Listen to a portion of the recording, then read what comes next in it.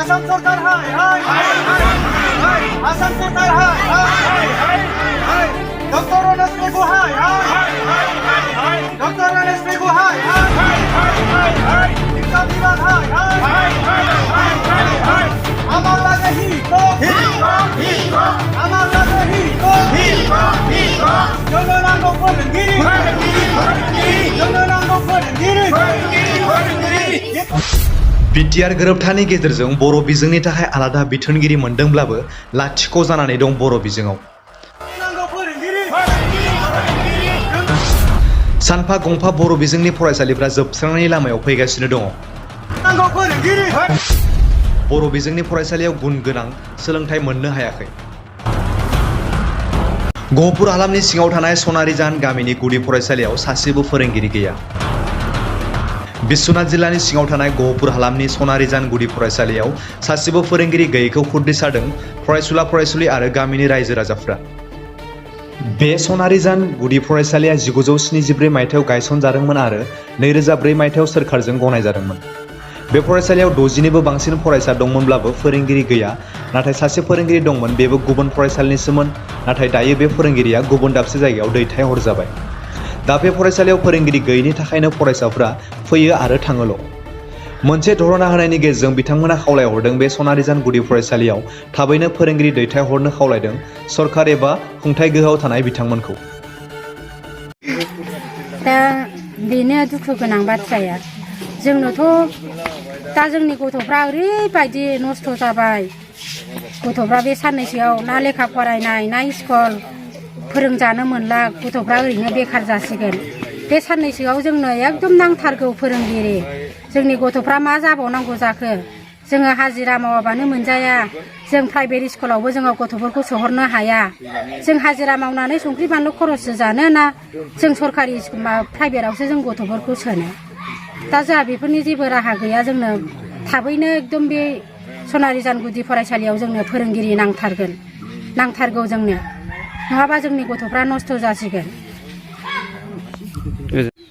दा जोङो बेखौनो सिन्था खालामनो गोनां जादों, जिहेतु सरकारा जोंनो 2004 मायथाइयाव सरकारिकरन होदोंमोन स्कुलखौ। दा बिनि गेजेराव स्कुला बर्थमान मोजांबो जादोंमोन, नाथाय थाङै थाङै दा फोरोंगिरिनि बेलायाव जोबोद गोनो गोथो जानानै दङ। मानो होननानै बुङोबा बिदिनो मास मोननै मोनथामसो हरनोसै आरो ग्रोब ट्रेन्सफार खालामनोसै, बेबायदि खालामगासिनो दङ।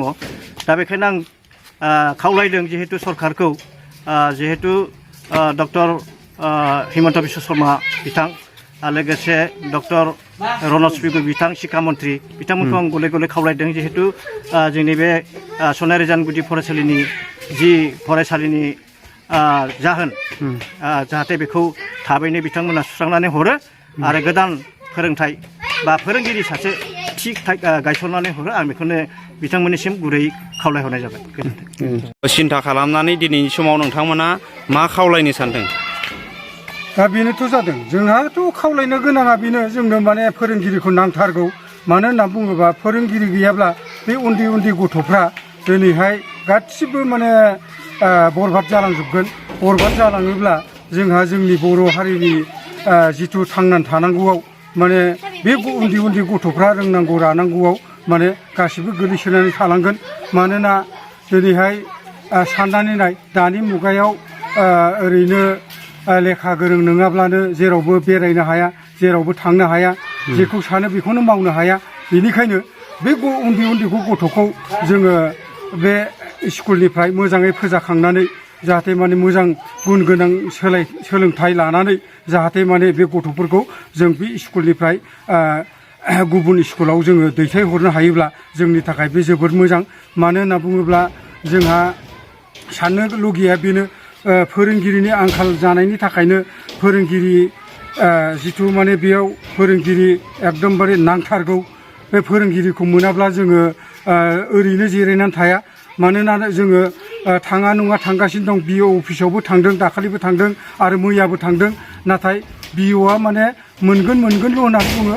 नाथाय दिनैसिमबो फोरोंगिरिखौ माने स्थायी हिसाबै माने जोंनि बे स्कुलाव माने फोरोंगिरिखौनो हरनो हायाखै आजि सानथाम सानब्रै जाबाय गथ'फ्रा फैयो आरो थाङो दा बेबायदिजों बोरै जागोन दा जोङो बेबायदिखौ आरो जों मालाय बोरै माने नायनानै थानो हानो बेनिखायनो जों दिनैहाय बुंनो गोनां जादों जे जोंहा जिथु माने जोंनि नैबे रनज पेगु बिथांमोना जाहाथे माने बे स्कुलखौ नायसनहरो आरो बेनिफ्राय लोगोसे जोंहा आसाम सरकार डक्टर हेमन्त बिश्व शर्मा बिथांमोना बे स्कुलखौ माने नायसनहरो मानोना जोंनि सनारिजान बे स्कुला दिनैसिम बेसेबांबा गोबावनिफ्राय माने मोजां सोलोंथाइनि थाखाय मोजां फोरोंगिरि जों मोननो हायाखै मानो हरदोंब्लाबो बिदिनो साननै सानथामनि थाखाय हरो 2-3 मासनि थाखाय हरनानै आरो ग्रोब